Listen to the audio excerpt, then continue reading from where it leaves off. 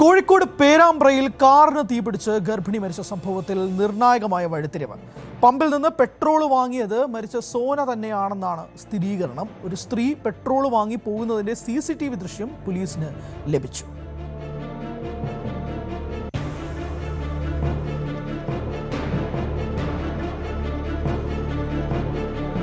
MS Aneesh Kumar ചേരുന്നുണ്ട് വിശദാംശങ്ങളുമായി. അനീഷ്, ഈ സോനയുടെ കേസ് അല്ലെങ്കിൽ കാറിന് തീപിടിച്ച് മരിച്ച സംഭവത്തിൽ, സോന മരിച്ച സംഭവത്തിൽ ഒരു വലിയ വഴിത്തിരിവ് തന്നെയാണ് നീങ്ങിയത്. ആ സ്ത്രീ ആര് എന്നുള്ളതായിരുന്നു ചോദ്യം. ആ സ്ത്രീയിലേക്ക് കൂടുതലായിട്ട് അന്വേഷണം നീങ്ങിയപ്പോഴേക്കും ഒരു വലിയ ട്വിസ്റ്റിലേക്ക് സാധ്യതകൾ തെളിയുകയാണല്ലേ?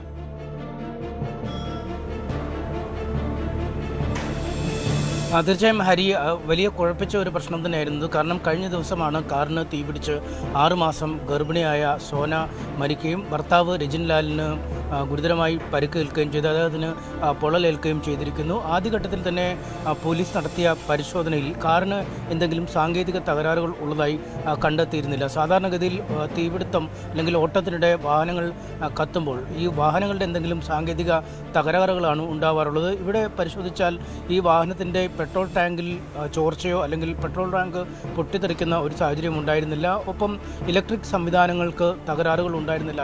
ഈ ഷോർട്ട് സർക്യൂട്ട് എന്ന രീതിയിലുള്ള ചില വിവരങ്ങളൊക്കെ ആദ്യഘട്ടത്തിൽ പുറത്തു വന്നെങ്കിലും അത് വിശദമായി മോട്ടോർ വാഹന വകുപ്പ് നടത്തിയ പരിശോധനയിൽ ഈ ഇലക്ട്രിക് സംവിധാനങ്ങൾക്കൊന്നും തകരാറുണ്ടായിരുന്നില്ല. ഒപ്പം മറ്റൊന്ന്, ഈ സാധാരണഗതിയിൽ ഈ തീപിടുത്തം ഉണ്ടാകുമ്പോൾ എൻജിൻ ഭാഗത്തിന് തകരാറൊക്കെ വരാറുണ്ട്. പ്രത്യേകിച്ചും റേഡിയേറ്റർ അമിതമായി ചൂടാകുമ്പോഴൊക്കെ പൊട്ടിത്തെറിക്കുകയും അത് വലിയൊരു അപകടത്തിലേക്ക് നീങ്ങുകയും ചെയ്യുന്ന സാഹചര്യം ഉണ്ടാകും. പക്ഷേ ഇവിടെ അങ്ങനെ ഒരു സാഹചര്യം ഉണ്ടായിരുന്നില്ല. അതുകൊണ്ട് തന്നെ പോലീസിന് ആദ്യ പരിശോധനയിൽ തന്നെ വ്യക്തമായി ഈ വാഹനത്തിനുള്ളിൽ നിന്നാണ് ഒരു തീ പടർന്നത് അല്ലെങ്കിൽ ഒരു പൊട്ടിത്തെറി ഉണ്ടായത് വാഹനത്തിനുള്ളിൽ നിന്ന് ആണ് എന്നൊരു നിഗമനമുണ്ടായിരുന്നു.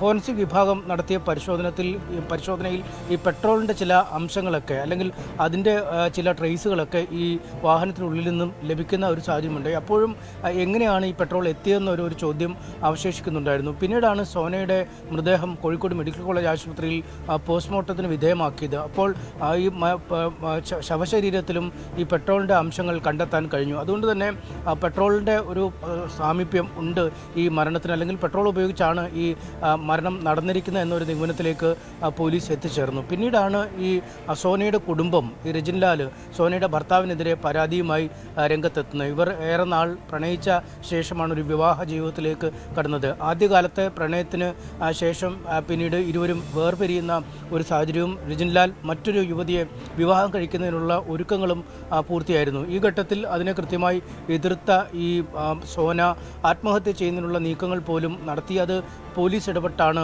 റെയിൽവേ സ്റ്റേഷനിൽ വെച്ച് അതിൽ നിന്നും പിന്തിരിപ്പിച്ചത്. പിന്നീട് രജിൻലാലിനെതിരെ ഈ പീഡനമടക്കമുള്ള കുറ്റങ്ങൾ ചൂണ്ടിക്കാട്ടി ഒരു പരാതിയും നൽകിയിരുന്നു. പിന്നീട് ആ പരാതി നിയമ നടപടികളിലേക്കൊക്കെ നീങ്ങിയപ്പോൾ ഒരു ഒത്തുതീർപ്പ് ചർച്ചയ്ക്ക് ഇരുവരും തയ്യാറാവുകയും വിവാഹം കഴിക്കാമെന്നുള്ള ഒരു ഉറപ്പ് നൽകിയതിൻ്റെ പേരിൽ പിന്നീട് ആ പരാതി പിൻവലിക്കുകയുമായിരുന്നു. അങ്ങനെയാണ് ഇരുവരുടെയും വിവാഹം നടന്നത്. പക്ഷേ ആ വിവാഹശേഷവും ഇരുവരും തമ്മിൽ അത്ര സ്വരച്ചേർച്ചയിലില്ലായിരുന്നു എന്നാണ് ബന്ധുക്കൾ പറയുന്നത്. 3 വർഷം മുമ്പാണ് വിവാഹം കഴിഞ്ഞത്. അതിനുശേഷം പലതവണ ഇരുവരും തമ്മിൽ വഴക്കടിച്ചിട്ടുണ്ട് എന്ന് വ്യക്തമായിട്ടുണ്ട്. അടുത്ത കാലത്ത് 6 മാസത്തോളം ഈ സോനയുടെ വീട്ടിലാണ് സോന നിന്നത്. അതിനുശേഷം അടുത്ത കാലത്താണ് വീണ്ടും മടങ്ങി ഭർത്താവിൻ്റെ വീട്ടിലേക്ക് പോവുകയും ചെയ്തത്. അങ്ങനെ ഇരുവരും തമ്മിൽ വലിയ ഒരു സ്വരച്ചേർച്ചയുണ്ട്. അത് പ്രത്യേകിച്ചും രജിൻലാലിന് മറ്റു ചില സ്ത്രീകളുമായി വിവാഹേതര ബന്ധം ഉണ്ട് എന്ന് സോന മനസ്സിലാക്കിയിരുന്നു. അത്തരം ഒരു തിരിച്ചറിവിൻ്റെ അടിസ്ഥാനത്തിലാണ് ഇരുവരും തമ്മിൽ പലപ്പോഴും വഴക്കടിച്ചിരുന്നതെന്നാണ് കുടുംബാംഗങ്ങൾ, ബന്ധുക്കളൊക്കെ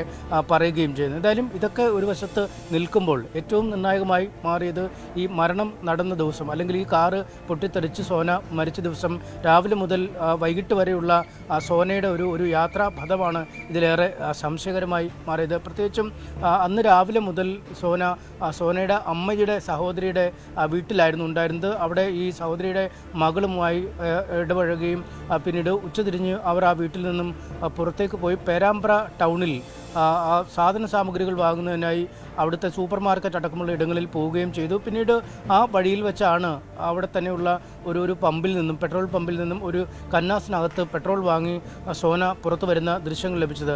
ആദ്യഘട്ടത്തിൽ ഇങ്ങനെയുള്ള ഈ ദൃശ്യത്തിൽ നിന്നും സോനയാണ് എന്ന ഒരു ഏകദേശ രൂപം പോലീസിന് കിട്ടിയെങ്കിൽ പോലും ഒരു ഔദ്യോഗിക സ്ഥിരീകരണം ഇക്കാര്യത്തിൽ അനിവാര്യമായിരുന്നു. അത് വളരെ വിശദമായി പോലീസ് പരിശോധിക്കുകയും സോനയുടെ കുടുംബാംഗങ്ങളെ വിളിച്ചു വരുത്തി ഈ ദൃശ്യങ്ങൾ കാണിക്കുകയും ചെയ്തു. അപ്പോൾ അവരടക്കം സമ്മതിച്ചു ഇത് സോനയാണ് അല്ലെങ്കിൽ സോനയാണെന്ന് അവർക്ക് തിരിച്ചറിയാൻ കഴിഞ്ഞു. അതിൽ നിന്നാണ് ഈ കുറ്റകൃത്യത്തിൻ്റെ ഒരു പിന്നിൽ ഒരു ആത്മഹത്യ പോലുള്ള എന്തെങ്കിലും സംഭവങ്ങൾ ഒളിഞ്ഞിരിപ്പുണ്ടോ എന്ന ഒരു സംശയം പോലീസിന് വരുന്നത്. ഇത്തരം കാര്യങ്ങളൊക്കെ ഉറപ്പായ ശേഷം പിന്നീട് ഈ റിജിൻലാലിൻ്റെ മൊഴി പോലീസ് രേഖപ്പെടുത്തി. ആദ്യ ദിനങ്ങളിൽ അദ്ദേഹത്തിന് 60%-ലധികം പൊള്ളലേറ്റതുകൊണ്ട് തന്നെ മൊഴിയെടുക്കാൻ സാധിച്ചിരുന്നില്ല. പിന്നീടാണ് റിജിൻലാലിൻ്റെ മൊഴിയെടുത്തത്. റിജിൻലാലിൻ്റെ മൊഴിയിൽ ഈ വാഹനത്തിൽ പെട്രോളുമായി സോന വന്നിരുന്നു എന്ന കാര്യം സ്ഥിരീകരിക്കുന്നു.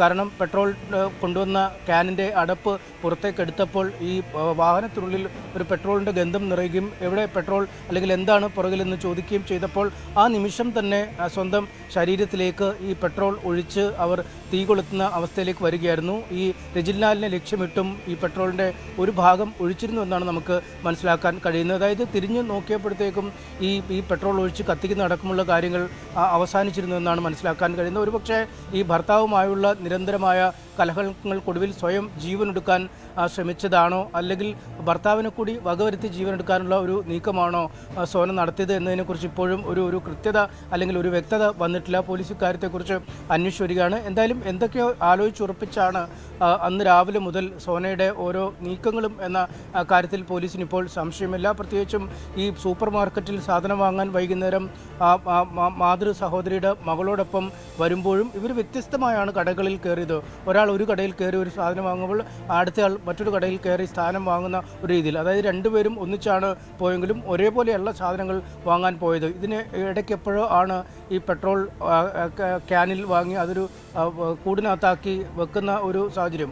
പക്ഷേ കൂടെ ഉണ്ടായിരുന്ന ആ യുവതിയും ഈ പെട്രോൾ വാങ്ങി അല്ലെങ്കിൽ എന്തിന് പെട്രോൾ വാങ്ങി എന്നതിനെക്കുറിച്ചുള്ള ഒരു കൃത്യമായ ചിത്രമൊന്നും വ്യക്തമല്ല, അല്ലെങ്കിൽ അതിനെക്കുറിച്ച് തനിക്ക് അറിയില്ല എന്നാണ് പോലീസിന് മൊഴി നൽകുകയും ചെയ്തിരിക്കുന്നത്. എന്തായാലും ഈ ആകെത്തുകയായി, അതായത് പ്രണയകാലം മുതൽ മുന്നോട്ട് വന്നിരുന്ന വഴക്കടിക്കൽ അല്ലെങ്കിൽ ഭർതൃഗൃഹത്തിലെത്തിയ ശേഷം അവർക്ക് നേരെ ഉണ്ടായ കടുത്ത ഒരു പീഡനം, അവഗണന തുടങ്ങിയ കാര്യങ്ങളൊക്കെ നിൽക്കുന്നു. അതിനുശേഷം പിന്നീട് വീണ്ടും ഒരു കുട്ടിയാവാർ ആയി അല്ലെങ്കിൽ 6 മാസം ഗർഭിണിയായിട്ട് പോലും ഭർത്താവ് താൻ വിചാരിക്കുന്ന രീതിയിലേക്ക് വരുന്നില്ല, അല്ലെങ്കിൽ തന്നെ സംരക്ഷിക്കുന്ന ഒരു രീതിയിലേക്ക് വരുന്നില്ല എന്നത് അങ്ങേയറ്റം വലിയ ഒരു മാനസിക വ്യഥ ഈ സോനയ്ക്ക് സൃഷ്ടിച്ചിരിക്കാം എന്ന് നമുക്ക് കണക്കാക്കാം. അങ്ങനെയാണ് സ്വയം ജീവനെടുക്കാൻ എന്ന രീതിയിലേക്ക് പെട്രോളും വാങ്ങി ആശുപത്രിയിൽ നിന്ന് മടങ്ങും വഴി അവർ ആ ഒരു സാഹസം അല്ലെങ്കിൽ അങ്ങനെ ഒരു കടുങ്കൈ കാട്ടിയതെന്നാണ് നമുക്ക് മനസ്സിലാക്കാൻ കഴിയുന്നത്. എന്തായാലും ഈ ഘട്ടത്തിൽ നിഗമനത്തിലെത്താൻ കഴിയുന്ന വിവരങ്ങൾ ഇതാണ്. പക്ഷേ ചിലപ്പോൾ ഇതിലെന്തെങ്കിലും മറ്റു ട്വിസ്റ്റുകളുണ്ടോ, അല്ലെങ്കിൽ റിജിൻ തന്നെയാണോ ഈ പെട്രോൾ വാങ്ങിപ്പിച്ചത്, അല്ലെങ്കിൽ അങ്ങനെ എന്തെങ്കിലും കാര്യങ്ങളുണ്ടോ എന്നൊക്കെ ഇനി വരും ദിവസങ്ങളിൽ അന്വേഷണത്തിൽ വ്യക്തമാക്കേണ്ടതാണ്. ഇപ്പോൾ റിജിൻ കോഴിക്കോട് മെഡിക്കൽ കോളേജ് ആശുപത്രിയിൽ പൊള്ളലിന് ചികിത്സയിൽ കഴിയുകയാണ്. ഹരി. അനീഷ് വളരെ വിശദമായിട്ട് തന്നെ പറഞ്ഞതുകൊണ്ട് തന്നെ 2 കാര്യങ്ങൾ പ്രധാനമായും ചോദിക്കാം. ഒന്ന്, സോന ഈ വഴക്കിട്ടതിനെ തുടർന്ന് പിൻസീറ്റിലേക്ക് മാറുന്നു. ഇതേ രീതിയിൽ സോന എന്തോ മുൻകൂട്ടി തീരുമാനിച്ചതുപോലെ തന്നെയാണ് ഇത് ആത്മഹത്യയായിരിക്കാം, അല്ലെങ്കിൽ രജനെ കൂടെ വകവരുത്താം എന്നിട്ട് സ്വയം മരിക്കാം എന്നുള്ള രീതിയിലേക്ക് ഒരു പ്ലാൻഡ് ആയിട്ട് നടത്തിയതായിരിക്കാം സോന എന്നുള്ളൊരു ചോദ്യവും നിഗമനവും ഒരു ഭാഗത്ത് നിൽക്കുകയാണ്. 2, രജിൻ്റെ നിലവിലുള്ള ആരോഗ്യസ്ഥിതി എങ്ങനെയാണ്? ഏകദേശം അദ്ദേഹത്തിന് പൊള്ളലേറ്റ സാഹചര്യം കാരണം അദ്ദേഹം ദിവസം ചോദ്യം ചെയ്യാൻ പോലും കഴിഞ്ഞില്ല. നിലവിൽ അദ്ദേഹത്തിൻ്റെ ആരോഗ്യസ്ഥിതി എങ്ങനെ പോകുന്നു എന്നുള്ള ചോദ്യം. 3, സോനയുടെ കുടുംബം ആരോപിക്കുന്നത് ഇത് തന്നെയാണല്ലോ, അതായത് ഭർത്താവിൽ നിന്നുമുണ്ടായ മോശം അനുഭവങ്ങൾ, ഈ പരസ്ത്രീ ബന്ധങ്ങൾ ഉൾപ്പെടെയുള്ള കാര്യങ്ങൾ ചൂണ്ടിക്കാണിച്ചുകൊണ്ട് ഇതൊരു കൊലപാതകത്തിലേക്ക് നയിക്കുന്ന ഒരു രീതിയിലേക്ക് തന്നെയാണോ സോനയുടെ കുടുംബം ഇപ്പോഴും ആരോപണം ഉന്നയിക്കുന്നത്? ഹരി, റിജിൻ്റെ ആരോഗ്യനില ഗുരുതരമായി തന്നെ തുടരുന്നുവെന്നാണ് നമുക്ക് ആശുപത്രിയിൽ നിന്നും മനസ്സിലാക്കാൻ കഴിയുന്നത്. ഏതാണ്ട് 60% പൊള്ളലെന്ന് പറയുമ്പോൾ കാര്യമായി തന്നെ പൊള്ളലേറ്റിട്ടുണ്ട്. ഈ പുറമേക്ക് പൊള്ളലിൻ്റെ വലിയ കാര്യങ്ങൾ പ്രകടമായില്ലെങ്കിൽ പോലും ഈ പൊള്ളലേറ്റാൽ അണുബാധ ഏൽക്കാനുള്ള, ആന്തരിക അവയവങ്ങൾക്കും മറ്റുമൊക്കെ അണുബാധ ഏൽക്കാനുള്ള സാധ്യതയും കൂടുതലാണ്. അതുകൊണ്ട് ഒരു പൂർണ്ണമായ ഒരു സൗഖ്യം എന്ന രീതിയിലേക്ക് വന്നിട്ടില്ല. പക്ഷേ ഗുരുതരമായി തന്നെ തുടരുന്നു. ആദ്യ ദിവസങ്ങളിൽ ചോദ്യം ചെയ്യാൻ കഴിയാത്ത വിധം മോശമായിരുന്നു. പക്ഷേ ഇപ്പോൾ അല്പം മെച്ചപ്പെട്ടിട്ടുണ്ട് എന്നാണ് നമുക്ക് മനസ്സിലാക്കാൻ കഴിയുന്നത്. പക്ഷേ ഇപ്പോഴും നമുക്ക് ഈ കാര്യങ്ങൾ പൂർണ്ണമായും അതൊരു പൂരിപ്പിക്കാൻ അല്ലെങ്കിൽ അതിൽ പൂർണ്ണമായ കാര്യങ്ങൾ മനസ്സിലാക്കാൻ കഴിയാത്ത ഒരു സാഹചര്യം തന്നെയുണ്ട്. കാരണം ഈ സോന സ്വമേധയാ പെട്രോൾ വാങ്ങി വാഹനത്തിനുള്ളിൽ വെച്ചതാണോ, അല്ലെങ്കിൽ ആരെങ്കിലും ഈ റിജിൻ ലാൽ ഈ സോനയെ കൊണ്ട് പെട്രോൾ എന്തെങ്കിലും കാര്യത്തിന് വാങ്ങിപ്പിച്ച് വാഹനത്തിൽ വെച്ചതാണോ എന്ന് നമുക്ക് ഇപ്പോഴും വ്യക്തതയില്ല. ഒരു വശത്തു നിന്നുള്ള കഥകളാണിപ്പോൾ നമ്മൾ കേട്ടുകൊണ്ടിരിക്കുന്നത്. പ്രത്യേകിച്ചും റിജിനാണ് അത് മൊഴി കൊടുക്കാൻ തയ്യാറായി നിൽക്കുന്നയാൾ, അല്ലെങ്കിൽ അദ്ദേഹത്തിനാണ് കൊടുക്കാൻ പറ്റുന്നത്. സോന ഇപ്പോൾ ജീവിച്ചിരിപ്പില്ല. അതുകൊണ്ട് ഡ്രൈവർ സീറ്റിൽ നിന്നും പുറത്തേക്കോ മറ്റോ എറിഞ്ഞ്, അല്ലെങ്കിൽ മനഃപൂർവ്വം സോനയെ പുറകിലത്തെ സീറ്റിൽ കയറ്റിയതാണോ, അല്ലെങ്കിൽ സോന സ്വമേധയാ പുറകിലത്തെ സീറ്റിൽ നിന്ന് ഈ റിജിൻ കാണാതെ പെട്രോൾ ഒഴിച്ച ശേഷം പെട്ടെന്ന് ജീവനൊടുക്കാനും അയാളെ വകവരുത്താനും തീരുമാനിച്ചതാണോ എന്ന് നമുക്ക് വ്യക്തമാക്കാൻ കഴിയാത്തൊരു സാഹചര്യം. ഇതിൽ കൂടുതൽ മൊഴിയെടുക്കലുകൾ, ചോദ്യം ചെയ്യലുകളൊക്കെ ആവശ്യമായി വരും. സോന എന്തിന് പെട്രോൾ വാങ്ങി എന്നതിനൊരു കൃത്യമായ ഉത്തരത്തിലേക്ക് കാര്യങ്ങൾ എത്തേണ്ടതുണ്ട്. എന്തായാലും ഇക്കാര്യങ്ങളൊക്കെ അന്വേഷണം പുരോഗമിക്കുന്ന സാഹചര്യത്തിൽ ഒരു കൃത്യമായ നിഗമനത്തിലേക്ക് വൈകാതെ പോലീസ് എത്തുമെന്നാണ് നമുക്ക് കരുതാൻ കഴിയുന്നത്. എന്തായാലും ഇരുവരും പരസ്പരം അവിശ്വാസം ആരോപിച്ചിരുന്ന ഒരു സാഹചര്യം നിലനിൽക്കുന്നുണ്ടായിരുന്നു എന്ന് മനസ്സിലാക്കാൻ കഴിയുന്നു. പ്രത്യേകിച്ചും ഈ റിജിന് ഒരുപാട് സ്ത്രീകളുമായി വഴിവിട്ട ബന്ധങ്ങളുണ്ട് എന്നാണ് ഈ സോന കണ്ടെത്തിയത്. അത് നേരത്തെ ഈ വിവാഹത്തിലേക്ക് എത്തിപ്പെടുന്നതിന് മുമ്പ് തന്നെ, അല്ലെങ്കിൽ വിവാഹബന്ധം തുടങ്ങാൻ പോകുന്നതിന് മുമ്പ് മറ്റൊരു വഴിയിലേക്ക് റിജിൻ പോകാൻ തുടങ്ങിയപ്പോൾ ഒരുപാട്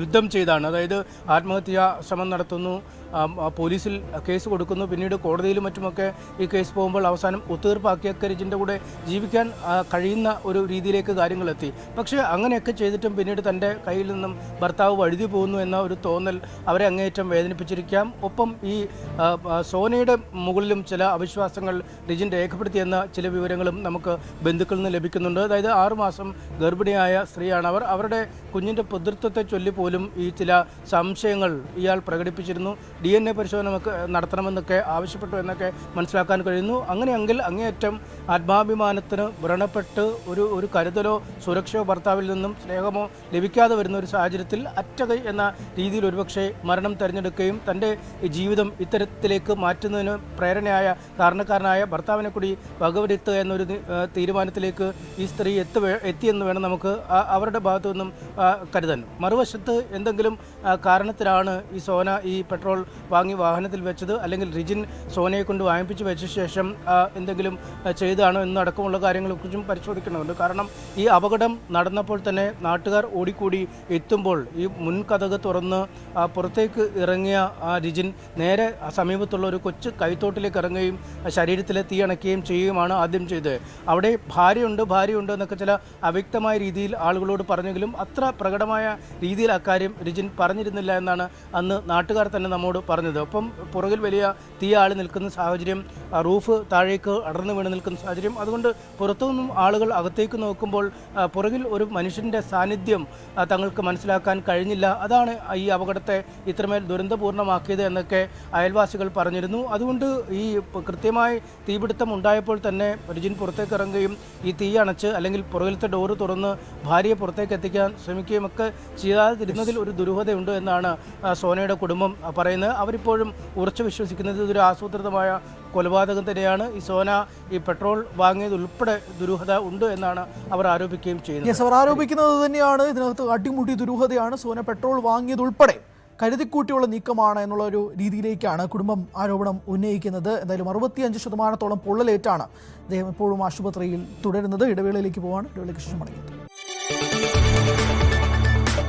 കൂടുതൽ വാർത്തകൾക്ക് News 18 Keralam YouTube channel subscribe ചെയ്യുക.